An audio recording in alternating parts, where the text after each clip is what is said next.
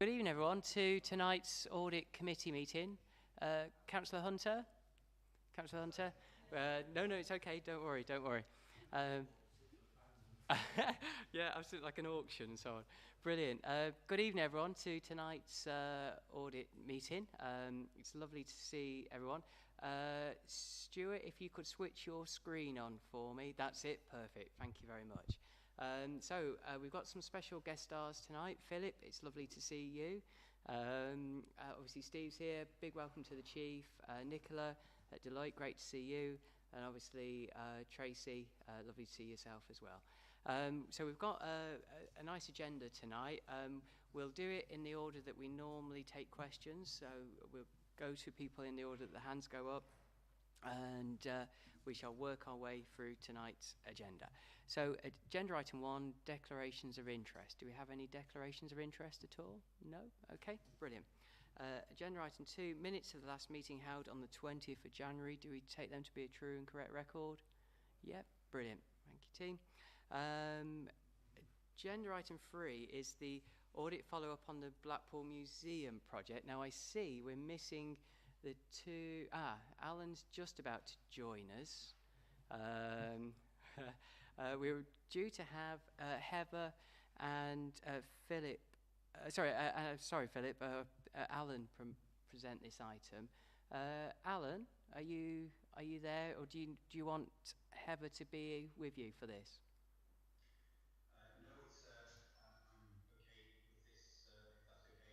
Yeah, absolutely. Brilliant. Thanks, Alan, and good to see you as well. Welcome to tonight's meeting.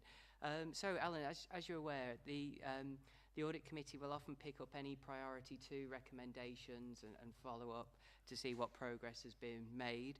And obviously, the item here concerns the museum project. So I just wondered if you could give us a brief summary on the progress that's been made on the 4 recommendations.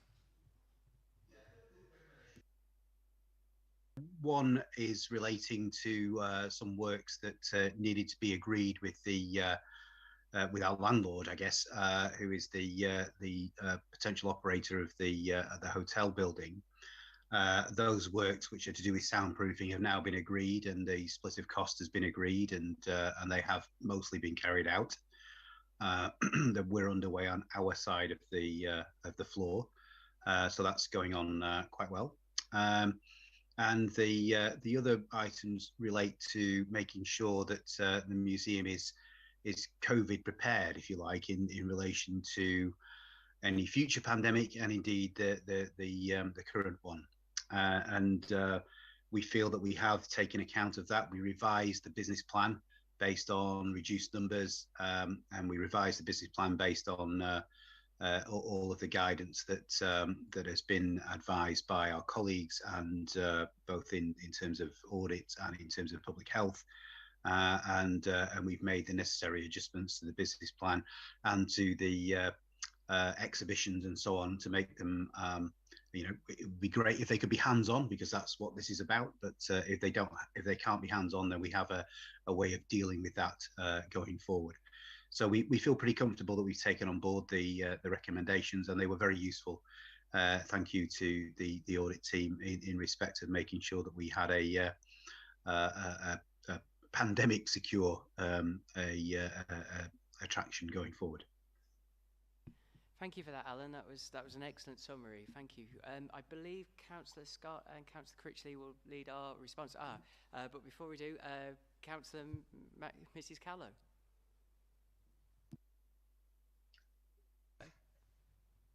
Yes, please. Thank you. It's just a question on 6.3.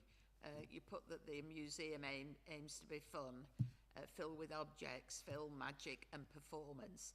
These people who are performing, will we have to be paying them, or will they do it on a voluntary basis? You, Chair, if I can, the majority of the actors will be paid. There will be volunteers as part of the museum service, but they will mostly be hosts and assisting with the cataloguing and things like that. We felt it was important that the actors who will partake in this effectively a form of entertainment were professional, and and provided a great experience to people who use the museum. And that's normal across the museum world to use paid for, equity actors rather than volunteers in that role. Yeah, can I just come back? Thank you very much. So do we have a budget for this? Because I can imagine from past experience that when you start having live acts, you're into money.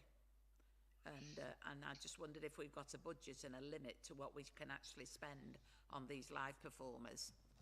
Yeah, we've gone as with the COVID thing. We have gone through the budget again because obviously it was done a little while ago, and the budget shows quite clearly that we can afford this. We'd be happy to share this at the appropriate time with the committee if they would be interested. But the budget is looking pretty healthy. It shows a reasonable return, which would be reinvested into the museum, and that takes into account all of the staffing positions, including the actors. Okay, thank you, Councillor Callow. Councillor Scott. Thank you, Chair. Just moving on from what Maxine said, Councillor Callow. What is the ratio? Because I presume you've got these acts booked up for quite, a length of time in advance. So what is the ratio of paid acts to voluntary acts?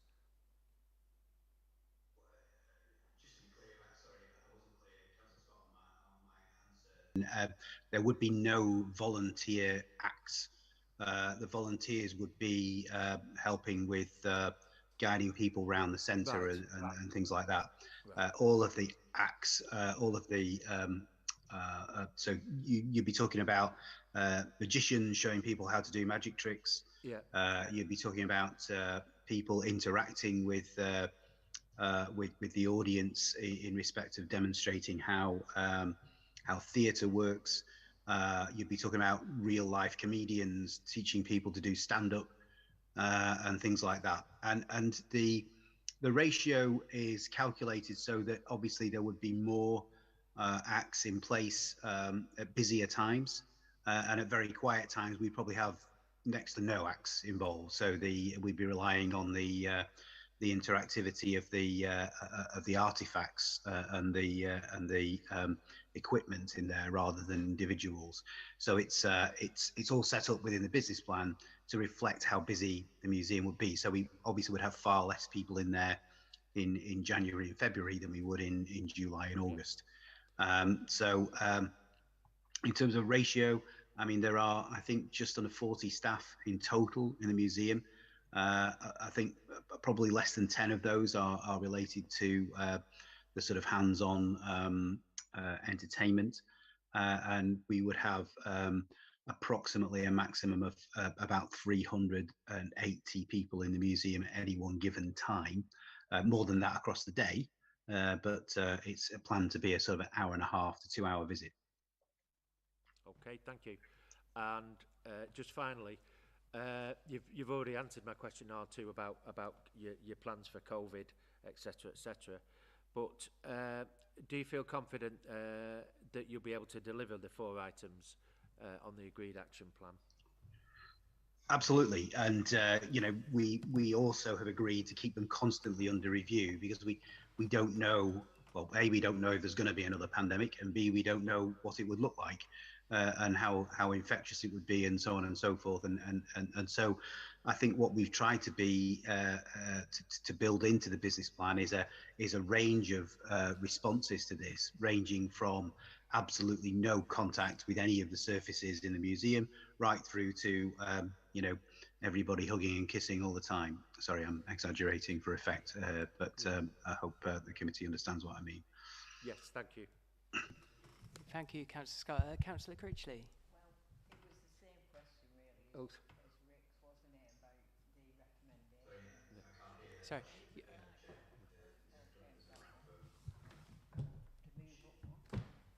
Sorry, Kim.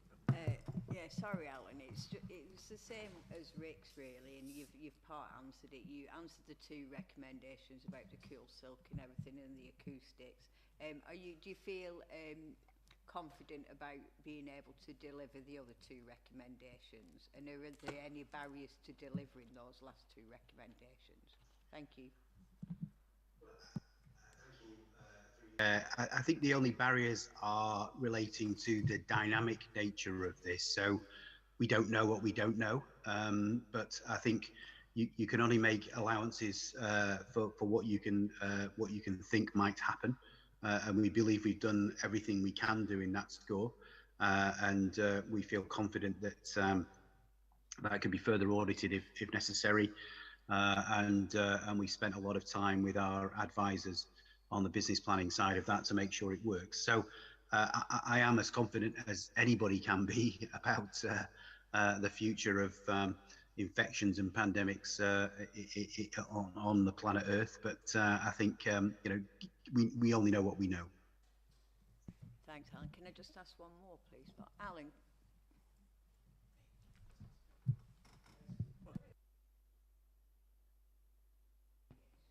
Councillor Critchley, can you put your microphone on, please? Sorry. Just one more. I've heard that the museum's going to have volunteers and actors and things. I just wondered if there was any new jobs being made for the people of Blackpool, and how many jobs it may generate, be it full-time or part-time. Thanks very much.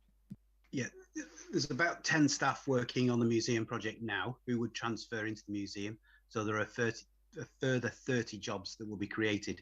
In fact, one of those is currently being advertised, which is the chief executive's job. And once we have a chief exec in place, they will advertise the other 29. And there'll be lots of opportunities for local people in respect, especially of the interactivity with guests and visitors to the venue. Thank you, Councillor Critchley.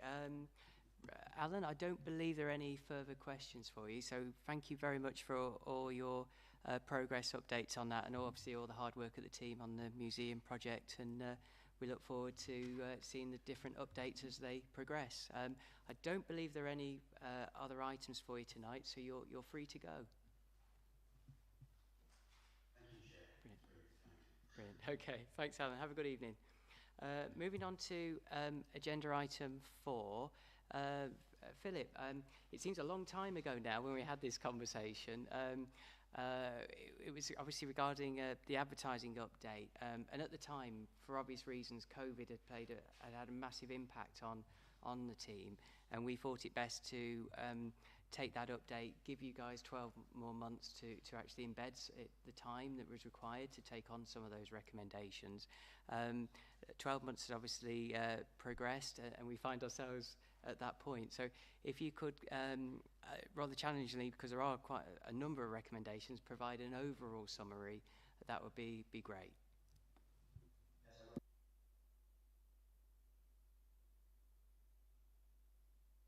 Close to the end of the road, but that clearly wasn't the case either. I mean, it has been a really difficult and challenging couple of years for advertising markets. I think it's probably fair to say that the key markets dried up almost from day one of the first lockdown in March 2020. A lot of our advertising assets are used locally, particularly by theatres and attractions. And when those venues were unable to operate, there was clearly no demand at all for advertising. What that has enabled us to do during that period of downtime is to get a very detailed audit of what assets we've got out there, what sort of condition they're in, where we need improvements. It's also enabled us to put in place some formal training for those people who we employ to sell advertising. We've improved the website and the profile of the website, and we've looked with some collaboration with Highways about a replacement program for some of the advertising assets, and particularly the ones that are around bus shelters and tram shelters. I suppose the upside of having so much empty stock over the past 2 years is that we've been able to use that advertising space for a lot of COVID-related messaging, which is a very cost-effective way of getting messages out across a wide area. And it's also enabled us to advertise our own council services, whether that be fostering or our own events, etc. So we've made good use of the space, but it just hasn't been quite the income generation that we would normally expect. The upside now is that we are starting to see a significant return by the advertisers that we traditionally had, particularly the theatres locally. They have now got the confidence, I think, to know that shows and events that are booked are actually going to go ahead, which was one of the issues last year, where there was still a lot of uncertainty in the market, and advertisers were slightly hesitant about committing spend when there was a possibility that the event would ultimately not go ahead. I think the other thing that has changed, which is why the business plan that we've developed is still a work in progress and under review, is because over the past 2 years, the move towards digital advertising has gathered pace. And that's clearly something that we need to look at, because it is a more efficient way of producing advertising stock. And it's clearly something that the market wants. So we are looking at how we address some of that. But overall, I think we've used the time well to address a lot of the very good recommendations that were made in the original audit. Thank you, Philip. You did really well, because that was a big summary of work condensed into 5 minutes. So that was excellent. Thank you for that, Philip. Thank you. And thank you for the progress and the work the team have made. I believe Councillor Burdes and Councillor Scott will be leading our responses. Councillor Burdes? Thank you, Chair. I'll just take a couple at a time. Really interested in the advertising and the role you have in terms of income generation. First question, you mentioned about the policy and the advertising policy, which has been updated in October 2020, and also the business plan. I'm not sure whether we've had sight of the updated policy, or whether or not the business plan is complete. Can you advise us on this, please? The advertising policy, maybe Alan can correct me if I'm wrong, I think sits on the website. I can send you the link to that. The business plan, I can circulate a copy of the original business plan that was produced 12 months ago, but we are reworking that now, just to reflect some of the changes to our approach to how we might start to attract digital advertising in particular. Okay, and what kind of timescale do you envisage for completion? I would think within a matter of weeks, Councillor, because it's as I say, the markets are now starting to re-emerge. So I think it's important that we're on top of that policy and that business planning. Thank you. I'll be back with more. You can continue if you wish. Yeah, by all means. Okay, I just didn't want to go too far ahead and then have to jump back for the rest of the members. But on page 28 at R6, sorry, I'm on hard copies at the moment. My iPad's grown legs, so excuse me. At R6, you mentioned the responsibility for securing sponsorship, and I'd like you to advise as to how this has worked out with the business development manager. Has this been communicated? Is this what progress has been made there? Thank you. A good deal of progress. I think the business development manager his focus originally was on generating sponsorship for the illuminations, which was a key task for us in terms of supporting the cost of delivering that display. Over the course of the past 12 to 18 months, we've actually widened the net. So I think one of our ambitions was always that if you're going to talk to somebody about sponsoring one thing, that might not actually be something that they want to do. But if you can broaden the conversation to include other things and to actually talk about selling sponsorship for a number of things that we do, then that's potentially a more effective conversation. And that's what we've done with the business development manager. So if I give you, for example, not only did he exceed his target for the illuminations last year, he also brought in sponsorship via Northern Rail for the Christmas by the Sea Village. So I think we're making good progress in cross-selling sponsorship. That's good to hear that. And then on page 30,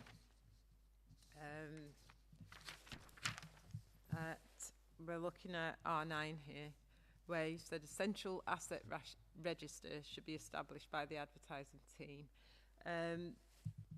Will it cover all assets, and would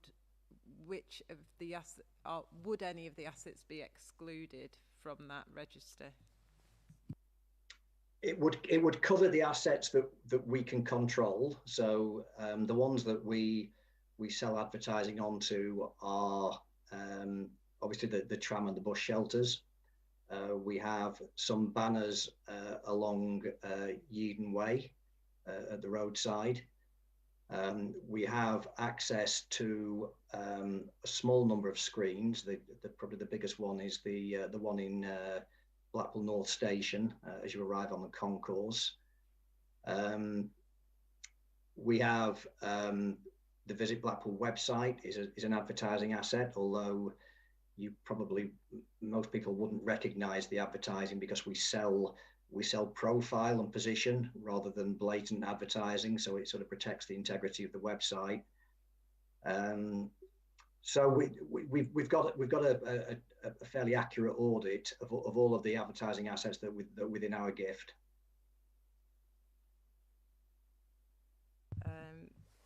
R10 and R11. Just a question, are we on target to achieve those recommendations in regard to the rate cards? We are. We do have a rate card.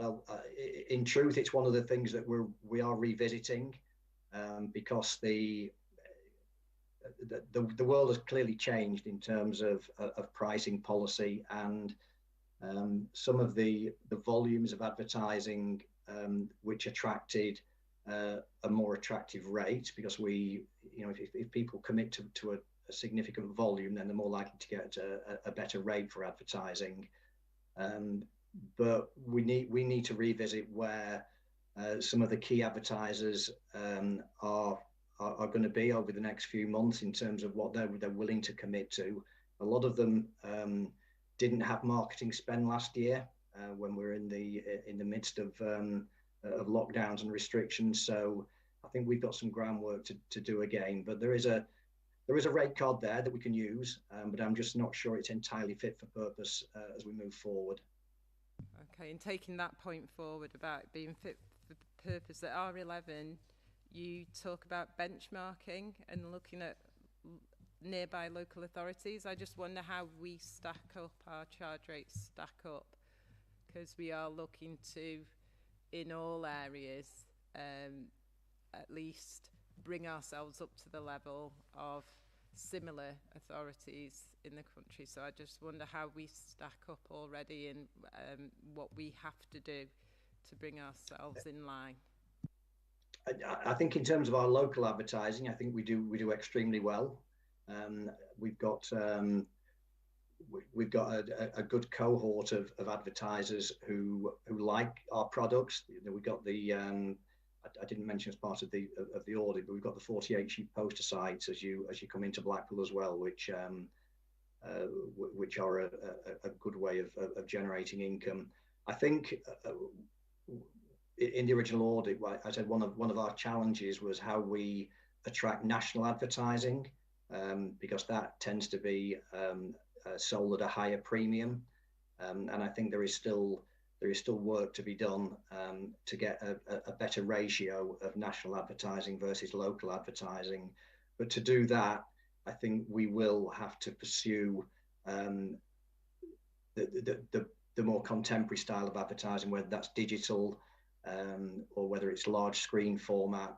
But that's clearly a style of advertising that national advertisers prefer.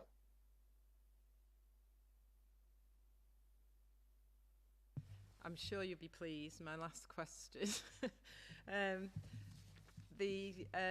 Just a general question.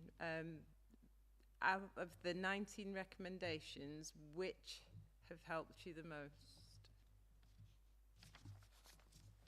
Thanks, Chair. I would say two. I think one, to take a sort of helicopter view of all of our assets, and then devise a business plan that covered all of those. I think if there was a problem or an issue prior to that, I think some of our advertising was being sold in silos, and that I don't think that was the most efficient way of doing it. But I think we're well on the way now to resolving that by taking on board some of the recommendations that were made. Thank you. Thanks very much, Philip. Thanks, Chair. Thanks, Councillor Burtis. Great job. Councillor Scott. Thank you, Chair. Yeah, well, first of all, I'll start with some praise, first of all, because I was tasked with looking through the website from both angles, from a local perspective, you know, taking my family to whatever to see what attractions are, and from a tourist perspective as well. And the information there is absolutely excellent, you know, through any local, the local, you know, swimming baths, gymnasium, you know, all that for what people can be doing, local parks, and also the Visit Blackpool website with the people portfolio on there, which is good, so people can see, you know, they have the experience, how long they've been in office, etc., etc. I presume that team is still there: Steve Deakin, Emma Street, Alan Johnson, and Sandy Griffiths. You know, and obviously you must be doing something right, because the Illuminations extension was a huge success. We've got the fireworks display coming again, so people know what Blackpool has to offer, but it's getting that message going out further, which leads me on to my question of are we utilising the advertising space to you mentioned digital. I mean, I think that is the way forward. With, if you probably notice at football grounds now, they've got the digital screens all the way around the pitch, and that has a massive audience. I know the local football team have got Visit Blackpool on the shirts, and do you think that we're making the full use out of the local digital boards as well that we have scattered about the town? You know, that they were sending out COVID messages, they advertise as well how many car park places are available, etc. But could we spread that net further by, I don't know, on motorway services and things like that, where people are on the way to Blackpool? And I think another good thing about the website is where people can budget, because the prices are on for each attraction, how much they're expecting to pay, where to eat out locally as well, which, you know, there's something for everybody, you know, the Grand Theatre, the culture, and the new bistros that are popping up all over the place. So we need to get obviously maximise that to get people into Blackpool. Yeah, I mean, I suppose there are two issues there, Councillor. I mean, we use advertising to generate income, so that's where we advertise other people's products on our assets, such as the tram shelters, bus shelters, 48 sheet posters, etc.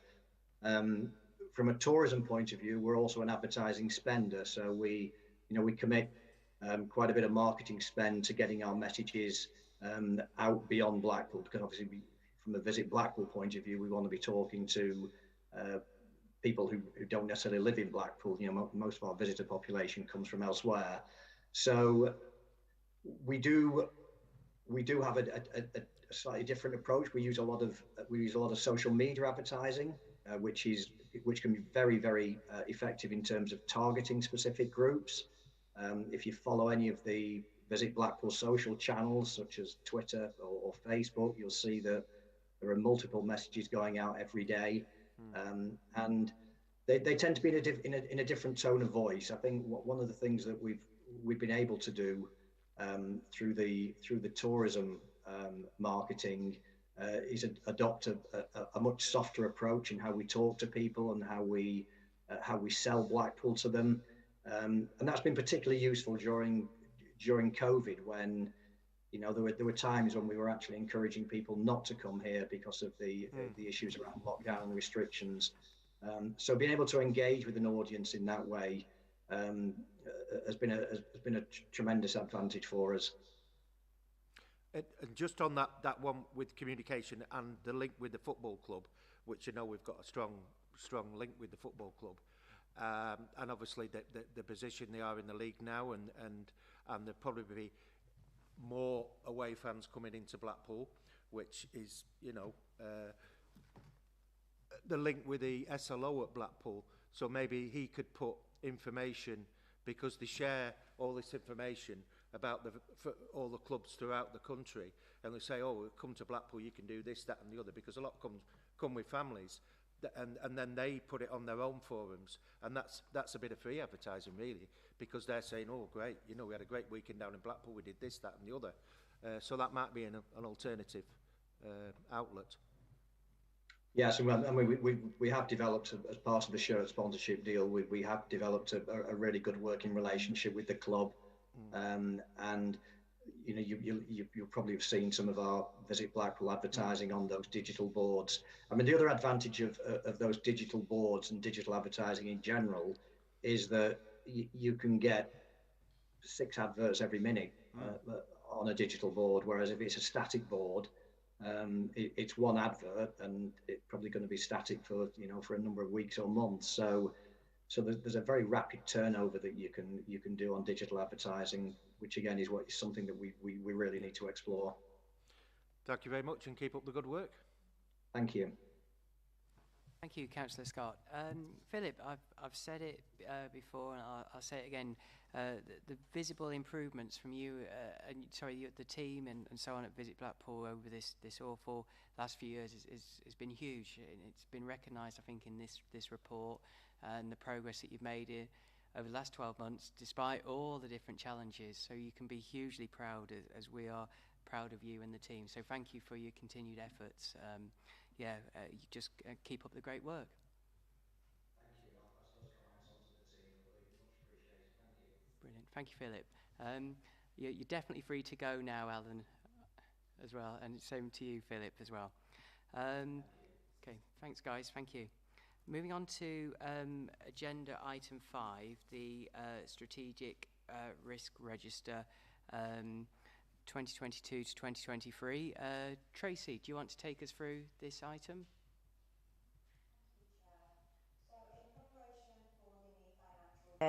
I've undertaken a full review of the strategic risk register in conjunction with the corporate risk management team and chief officers. That review's included consideration of all the content of the risk register, and where it was appropriate to carry risks forward, we have done so. It's also seen the addition of some new risks, particularly in relation to poor health and wellbeing outcomes, special educational needs, failure of key strategic partners, and hardening insurance markets. We have now retired the specific risk around the EU exit and have incorporated that into a risk covering supply chain failure. Whilst the focus of the review has absolutely been on the content, because it's important we get that right, in addition, I have made some changes to the format of the risk register, particularly in relation to the risk categories. I've now aligned the risk categories to the Council's risk management framework, and one of the key benefits of doing so is that better allows the grouping of the risks, so you get a more complete picture of what risks, how risks link together. The aim of that was really to try to make the document more user-friendly and also to better facilitate the deep dive challenge process, which has been adopted by the Audit Committee. Subject to any suggestions by the committee this evening, the next stage will be to issue the document as a final. And I've also incorporated in my report a proposed programme for the deep dive reviews by Audit Committee, which, subject to your approval, we will implement through the work programme. And I'm happy to take any questions. Brilliant. Thank you, Tracy. That was really good. I believe we've got a couple of questions, but I'm going to do something slightly unusual. I've never done this before. I'm going to ask a question to the Chief. I don't want him to answer it straight away. I want him to mull over the answer whilst everybody else asks the questions, because I think we'll benefit more if the Chief's got a few minutes to prepare his answer. So the question I'm going to ask you, Chief, is what would you like to see the Audit Committee achieve to support the Council over the next 12 months through this item? So don't answer it straight away. We'll come back to you at the end of this question session in this particular item, but I just wanted to give you a few minutes to think of the answer for that. I believe Councillor Hunter, you had a question. Yes, Tracy. I've taken account of what you said regarding the new format of the risk register, and you have to some extent answered my question already, but if you could maybe sort of go into a little bit more detail and tell us just what you think the impact will be of the new format of the risk register. And do you think it will be, you know, the staff responsible, like yourself and those under you responsible for maintaining it, will be up to the new format and will buy into the new format of that? Absolutely. In terms of staff, the format I've now applied to the strategic risk register is in line with what we encourage for project level risk registers and also service level risk registers. So it won't be unusual in terms of the format we're often asking the officers to work towards. I think one of the benefits of the new approach is it gives Audit Committee a better opportunity to challenge the risks through grouping them in the way that they have now been grouped in risk categories. You'll get a much more complete picture of a specific area rather than, for example, a part of a risk being considered at one meeting and then the rest of it being picked up at another meeting, which creates a bit of duplication. So I'm hoping it's going to facilitate that process better. Does that answer your question, Councillor Hunter? Thank you, Councillor Hunter. Councillor Burdes, I believe you had a question. It's just an explanation for my learning, my understanding, really. With regards to the proposed timetable, I wonder why we've set December for the economic risk to be reviewed. Is there specific information that we have to have received or would not have received until then, or is there a specific reason for that? Thank you. Thanks, Chair. Thank you, Councillor Burdes. There is no specific reason. It's been scheduled for December. What I've tried to do when developing the programme is pick up on some of the deep dive reviews that the Audit Committee quite rightly hasn't focused on for the last couple of years, because the resource has been very much focused towards the pandemic in terms of both the response and also the recovery, which has had an impact on a number of areas. So the proposed timetable is absolutely open to change if the committee would like me to do so. Councillor Burtis. Thank you for that, Tracy. Chief, if you could come back to us as regards what you would like to see the Audit Committee try and achieve to support the Council over the next 12 months with this item, that'd be really good. Yeah, I think the way that Tracy structured things for the strategic risk register now, I think is actually really helpful in terms of providing a much more focused scrutiny about an issue from different perspectives. I mean, actually, the timing of, for instance, the economy one, actually, I think it's quite good in December in the sense that it's at the end of the season. So post-pandemic, this year was a bit of a funny one. I think next year, this next year, is a much more challenging one because so much more is open.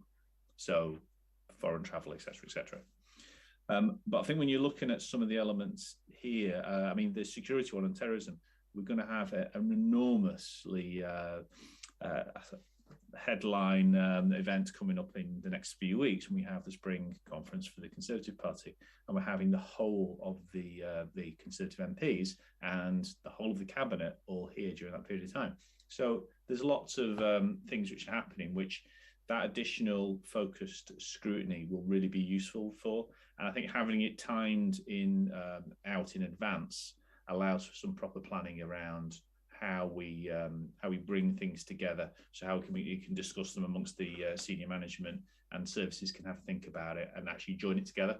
Because otherwise what we get is silos of each set of questions to each director or each department, and they're answered from one perspective. Whereas by grouping it like this, you'll get a rounded response to the risks that we're talking about. So when you're looking at health and education and children's ones in September, they're very much interlinked. So when we're talking about well-being of children, the impact of their schools, the impact of their families, the impact of the communities they live in, as well as health issues they may be facing too, all of which are very much linked to each other. So having that holistic challenge and scrutiny over the big risks, I think is really going to be helpful. So the committee can plan ahead around what they want to ask and what they want to see evidence of, as well as so can we, to make sure that we're giving it that kind of 360-degree deeper dive to challenge ourselves before then we come together with the evidence for you to provide that challenge as well. Brilliant. Thank you, Chief. I'm looking forward to 12 months' time in hoping we deliver and support the team in that journey. So thank you for that. Audit Committee members, we've been obviously asked to note the Strategic Risk Register, but also to approve rather the proposed programme of deep dive reviews. Are we happy to approve that? Okay, thank you. Moving on to agenda item 6, fraud and error prevention charter 2022 to 2023. Tracy, if you could please. So in preparation again for the new financial year, we've undertaken a review, myself and the Corporate Fraud and Investigations team, of the Fraud and Error Prevention Charter, which I'm seeking approval from Audit Committee tonight.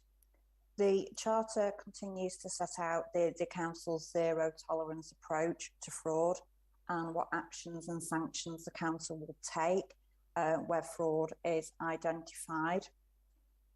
We have made some changes to the Charter. One of the key changes is that we've added in a section around communication, providing an outline of what we intend to do over the coming 12 months. That's an area we really want to strengthen going forward. And the Charter has also been expanded to reflect the new responsibilities of the team, which is to be the lead investigator for internal disciplinary and grievance investigations.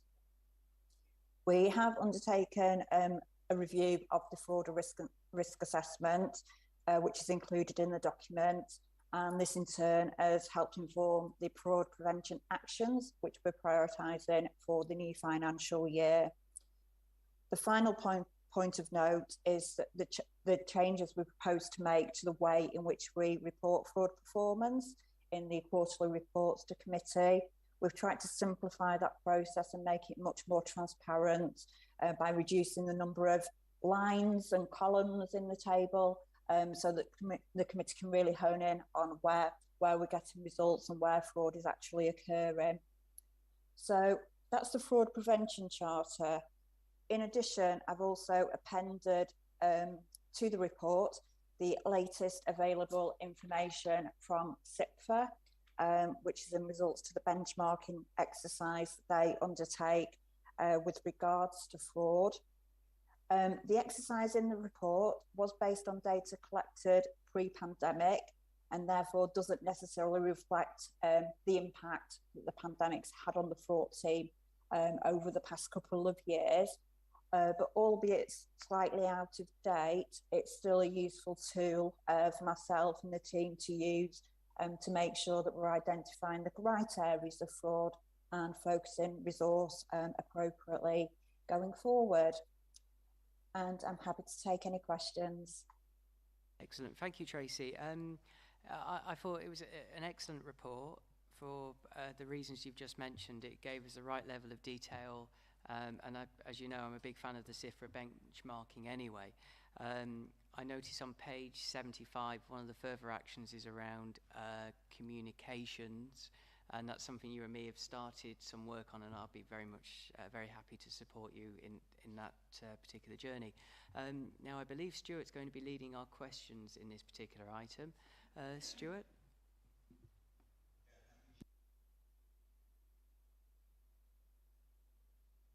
On the quality of this charter. It compares, for what it's worth, compares superbly well to equivalent documents that I've seen elsewhere. Just had a number of points to explore through you, Chair, and Tracy, if I could, most of which relate to how the national picture compares to or is reflected by circumstances locally in Blackpool. Just by way of the procurement fraud there, I know that this is, it's a huge risk area for all local authorities, I would guess, and indeed the controls that we got in place at Blackpool. How does our kind of risk profile and control environment compare there, Tracy? Are the issues similar, or is there anything Blackpool specific that you're looking at? Thank you. As you quite rightly say, procurement is a key area of high risk potentially. At Blackpool, we're very fortunate to have a well-qualified corporate procurement team, which tend to support all council services, certainly on the large-scale contracts.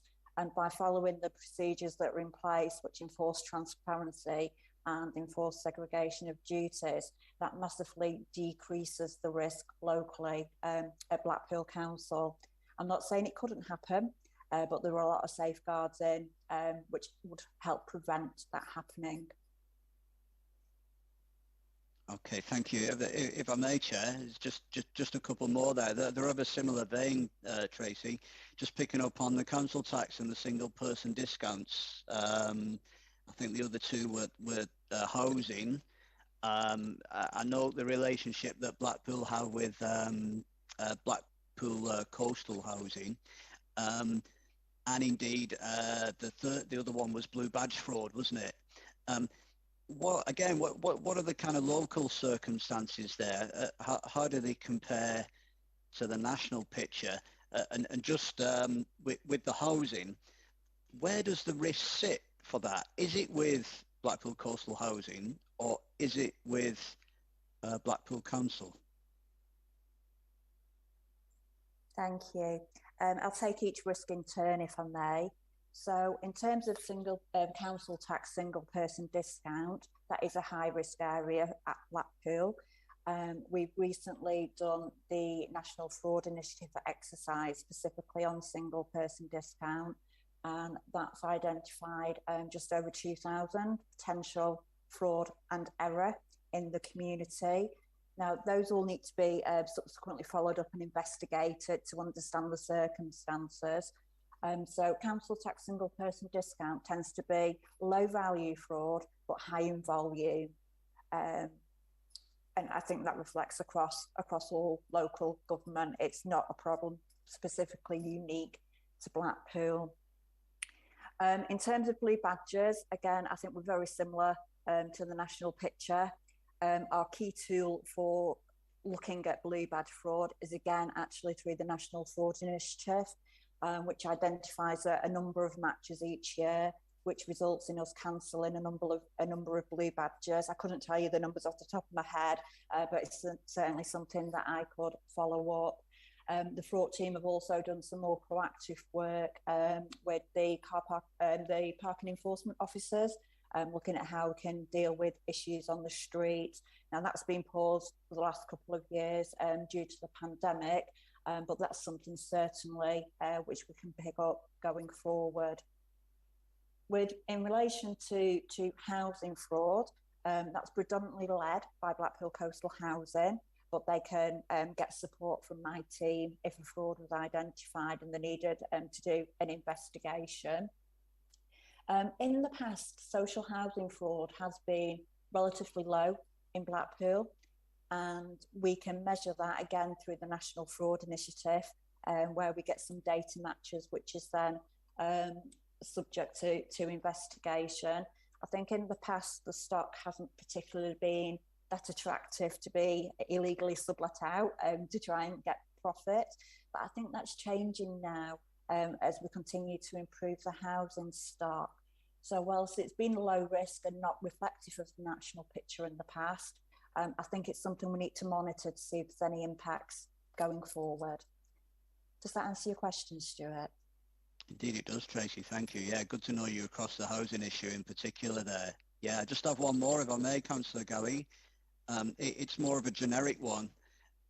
It was just by way of the the remarkable shift in working arrangements that we've all experienced over the past couple of years. Any sense there, Tracy, of any increase in risk arising from not having the same close supervisory control that maybe been exercised in the past when we were all sitting together in offices? Yeah, do you get any sense that there's been an increase in risk arising from those home working and hybrid working arrangements? I think with any change, there is always a risk, and that the home working, the enforced home working, is no exception to that. What I would say is that the key risks tend to lie in the core financial systems across the council, and we have a range of those. And wherever possible, we actually build the controls into the system, so it doesn't need manual intervention. So your key controls around segregation of duties, we've maintained throughout the pandemic. Brilliant. Thank you, Stuart. Were there any other questions? Okay, thank you, Stuart, and excellent questions, and thank you, Tracy. Excellent answers. So, team, Audit Committee members, we're being asked to approve the Fraud and Error Prevention Charter 2022-2023. Are we happy to approve? Okay, thank you, everyone. Agenda item 7, again, Tracy. Internal Audit Plan 2022-2023. Do you want to take us briefly through this? So again, I'm seeking approval from the committee this evening for the new internal audit plan for the new financial year. The report sets out the approach that we take to developing the internal audit plan on an annual basis, and it takes regard of a number of factors, including our risk assessment, the audit team's risk assessment against the audit universe, discussions with senior management. I meet with every directorate management team as part of the process, consideration of the strategic risk register and trying to put resource into those areas which warrant some additional assurance, and of course any other forms of assurance that we could rely on. A good example of that being an Ofsted inspection, where we have a specialist report which gives us an opinion. So after that process, I pulled together a complete list of all potential audit priorities, and then go through another prioritisation exercise against that, matched to the audit resource available. And we've been very fortunate that over the past couple of months, we've been able to expand the team by one auditor. They joined us in January, so that's helped us meet demand for internal audit work, because the team not only do work for the council, but all of the wholly owned companies as well. The key part of the document runs on your pack from page 120 through to 124. That outlines the audit resource available, matched against the topics which will be subject to an internal audit review during the next 12 months. Once the plan's approved, hopefully this evening, each of the reviews will then be allocated to members of the internal audit team, who will meet with senior managers as appropriate to discuss the detailed scope of each piece of work. And then the outcome of those reports will be reported to a committee in the usual way through my quarterly reports. And I'm happy to take any questions. Excellent summary. Thank you, Tracy. I believe Councillor Critchley, you will be leading our response. Thanks, Chair. Hi, Tracy, and thanks for everything. It's just so much work goes into this. I don't know how you do it, to be quite honest. So thanks for this. How's your team morale doing and your motivation, Tracy? And what challenges have you been facing? Because I know you have been short-staffed, but last week when we met, you were quite tough because you knew you were, you know, gaining a new person sort of thing. So I just wondered what challenges you're facing with this internal audit, and how can we as a committee help you going forward with this? Is there anything that we can do to help sort of to take it forward? Thanks for that. Thanks, Chair. Thanks, Councillor Critchley. So as you quite rightly alluded to, resource has been a significant problem for me over the last couple of years. There's been some turnover in the team, and we've had real challenges in recruiting over the past couple of years.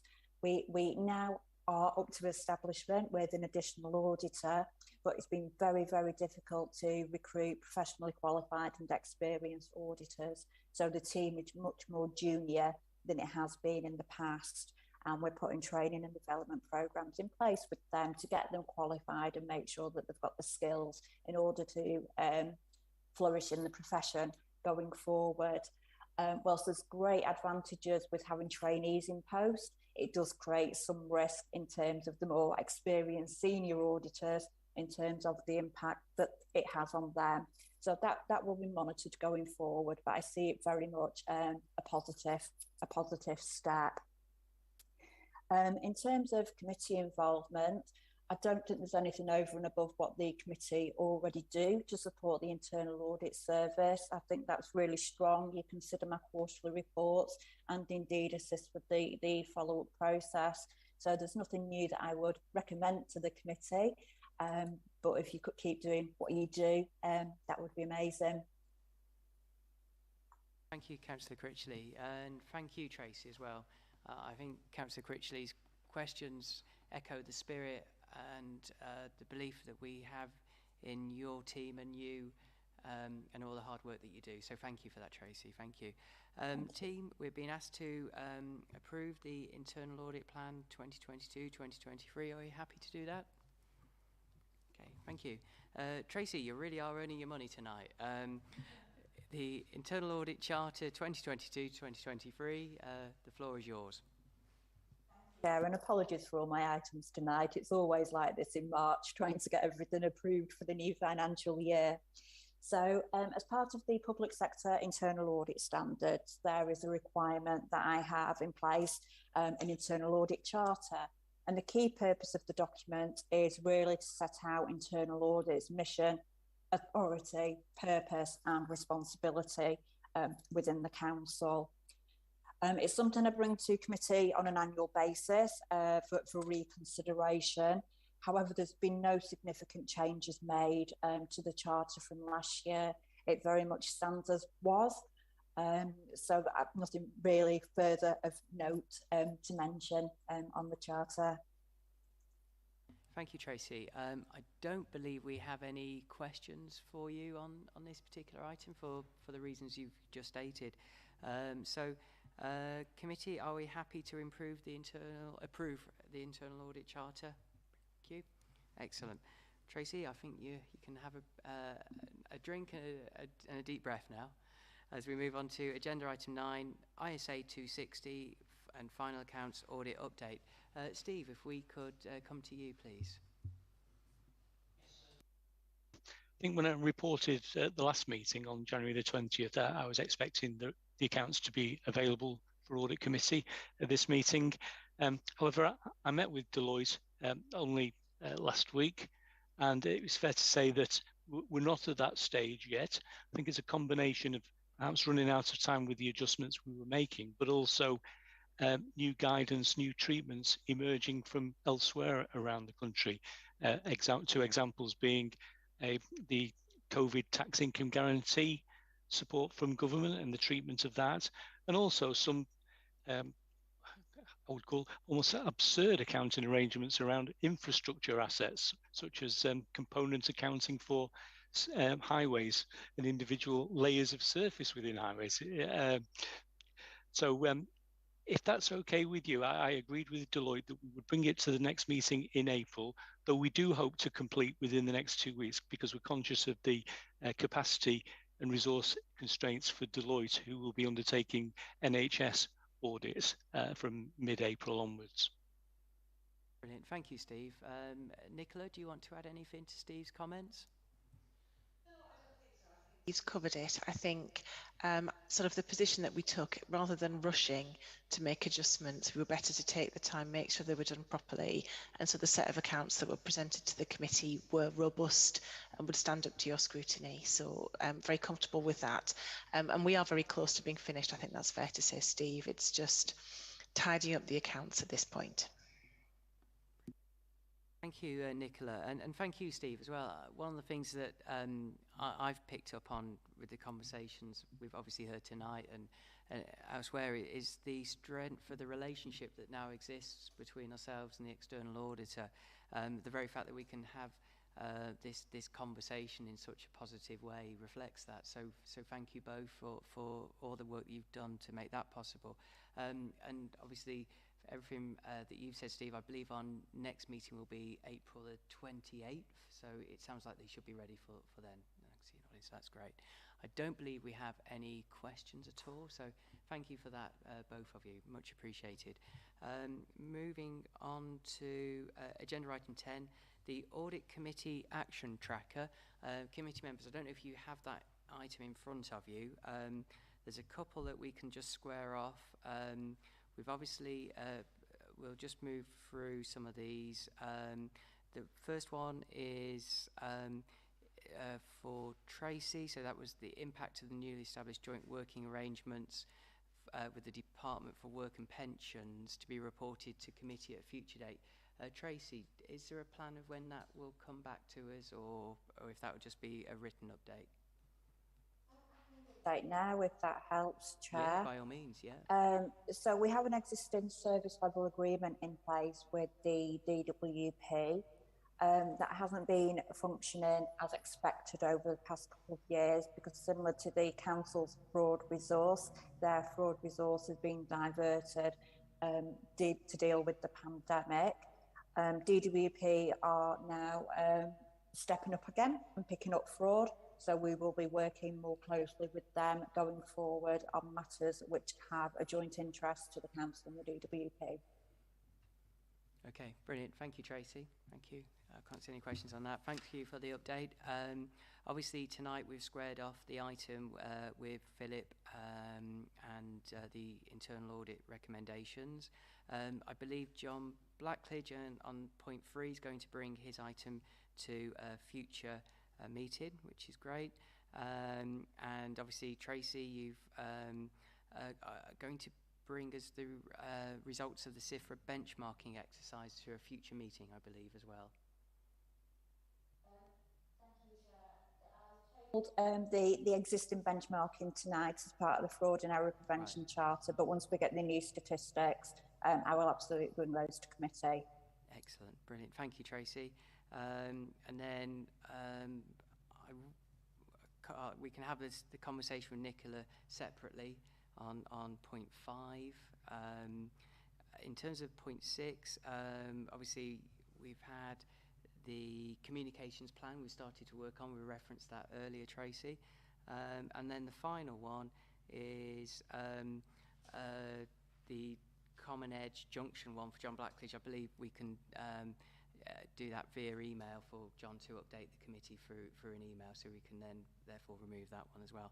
I think that should cover most of them off. The only one that's remaining is just the one for Vicky, so we just need to follow up on that, which is data to outline the number of children being schooled at home be brought to the next meeting of the audit committee. So it's just to reference that, and that can either be done by email as well, and we can have that discussion. That should hopefully clear quite a few items from the action tracker. And again, thank you to Elaine for all her hard work on keeping that updated for us. Okay, I don't see any questions on that. So the final agenda item tonight is the date of the next meeting, 28th of April, which I believe, hopefully, subject to all sorts of things not going wrong, that we should be all able to do that in person, which was almost 2 years to the day since our last time that we did that. So it just remains for me to say a huge thank you to all the committee members and all of the officers for their hard work, and obviously the viewers who've been watching from home. Stay safe, everyone, and see you all very soon. Thank you and good night.